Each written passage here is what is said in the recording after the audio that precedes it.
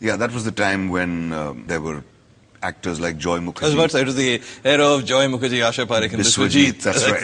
Exactly. When I used to see these movies and saw Joy Mukherjee or Shammi Kapoor I love incidentally, dancing around, I felt that I could never do this kind of thing. But anyway, I kept nursing this desire to be an actor. So acting then became your life? It became my life. I went to the drama school because I didn't know where else to go. But having got there, I realized it was the right step. 3 years in the drama school were blissfully happy. You did very well there. I did well there. But towards the end of that 3 years, the thought of what am I going to do now struck me. How do I make a living? How do I make a living? And my dad would remind me of that. What are you going to do then? How are you going to earn a living through theatre? And so the idea of going to the Film Institute in Pune struck me. Because that was the time also. There was an acting course. There was an acting course there. This was early 70s. And every actor from the Film Institute was getting employment in Bombay. And I thought that, hey, this might just be a way to feed myself. I'll get roles of the policeman or the honest union leader. Iftikhar of your generation. Iftikhar of my generation. At least I'll become that. At least I'll be able to feed myself. But then Shyam picks you up, right? The first film is Nishant. I did feel very encouraged because I felt that here at last is a filmmaker who's going to need actors like me. He's not going to go for the pretty faces. He needs people who can play villagers, people who can play clerks, down-at-heel guys, drunkards, postmen, cobblers, etc. These are the kind of actors he's going to need. And I fit right into that slot. All the same kind of cinema, the same broadly. genre, the same kind of cinema. And then you move over to commercial cinema. With my fifth or sixth film, with Rajshri Productions, a film called Sunaina. Which sank without a trace. Which sank without a trace. It was the first time I had to sing songs, and I was abysmal doing that kind of stuff because I hadn't ever thought I'd be able to do it, so I'd never practiced. So why did you do it? Well, I wanted to do those kind of movies. I don't deny that having become an actor, the desire to be famous and to be known and to be did popular, get you finally. Sure it did. And so I thought I'd give it a try, and here was a leading part in a commercial movie opposite the actress who was very hot those days, Rameshwari. And I did that film, and I don't regret it because it was an experiment which failed. But at least the first commercial success is what? The first commercial success was Tridev. Many years later. Jalva was before Tridev. Jalva was... Yes, but Jalva... It was a hit. And was built around you. You were sort of the Eddie Murphy character in Beverly Hills Cop Goes to Goa. Yes, but Jalva didn't... Jalva has become a cult film over the years. Didn't it make money? But it did not... I don't think it made very much money at that you time. You muscled up for it, I remember. Yeah, that wasn't too difficult because I had participated in games and gymnastics when I was a kid. But did you really work out for days on end to get... For Jalva, yes. You did, yes, no? Because yes, I did. I remember seeing you in the film and saying, I never realized this guy had such big muscles. Yeah, I worked out for about a year, and it was very tiring, and I've never understood what makes people pump iron day and night.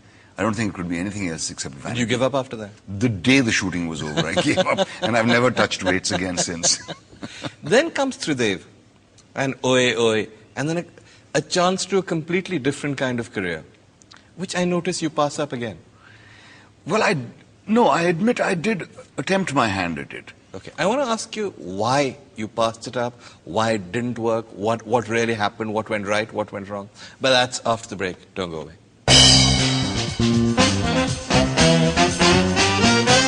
Welcome back. I'm talking to Naseeruddin Shah.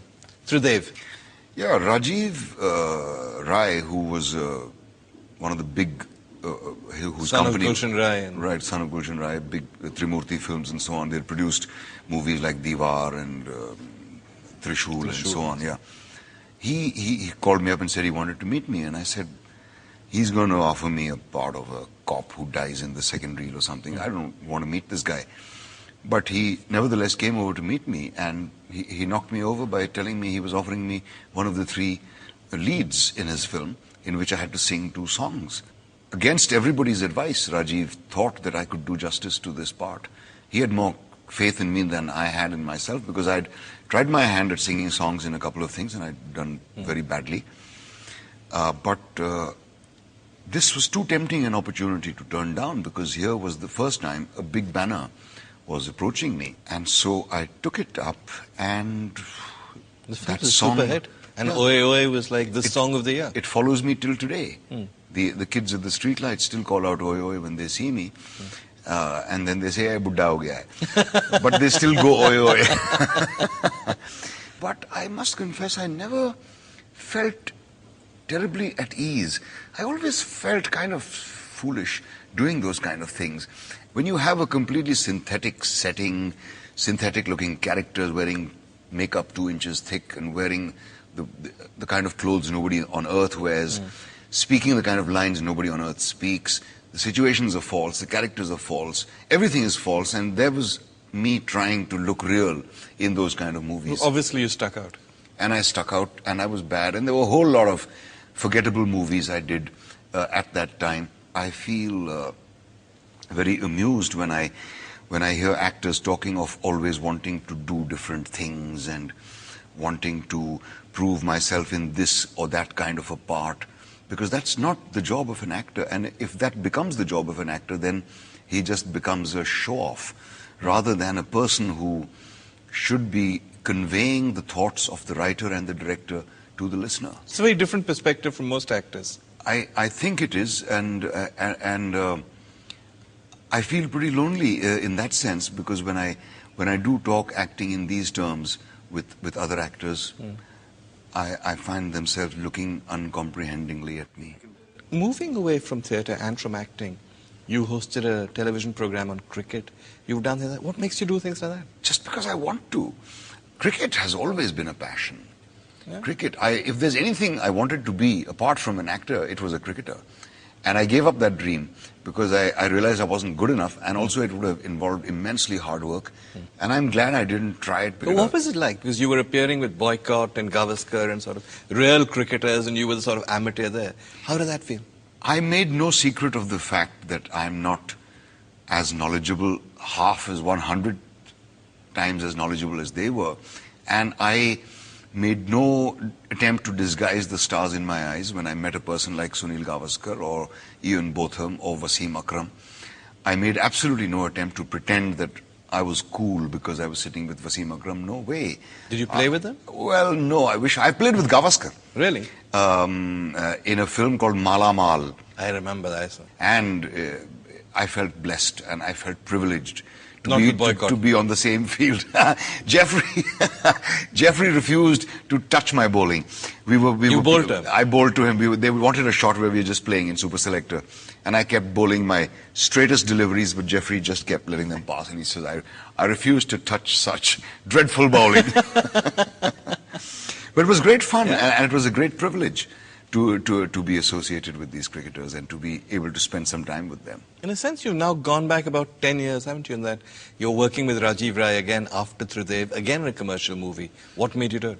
I've always felt indebted to Rajiv, firstly, because he had the kind of faith in me that no other commercial filmmaker showed. I have worked with him after Tridev in 3 other movies.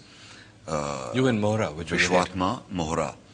And after a long time, he approached me to act in his film Pyar Ishq Mohabbat, which I couldn't do because I had to make a choice between that one and Monsoon Wedding, and that wasn't a difficult choice to make. And then I heard that he was a little bit strapped and was being unable to cast the stars that he wanted to cast in this movie. So I offered myself to Rajiv. Yourself, right? Yeah, to do whatever part he wanted me to do. And so he wrote in a part for me, which is an Indo-Italian. He's not Indian. It's very fashionable these days. You want to be Indo-Italian. Indo-Italian. He's definitely not Italian because he speaks very bad Italian and very good Hindi.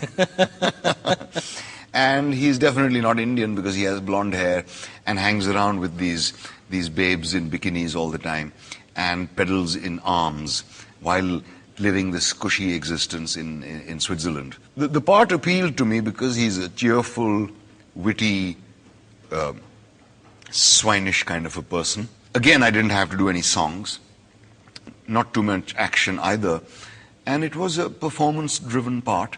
Has worked? Have you seen the movie? I haven't seen the movie, but I'm quite happy with my performance, and I'm quite happy with the way I look. And the movie is a kind of a James Bond sort of a thing. Okay.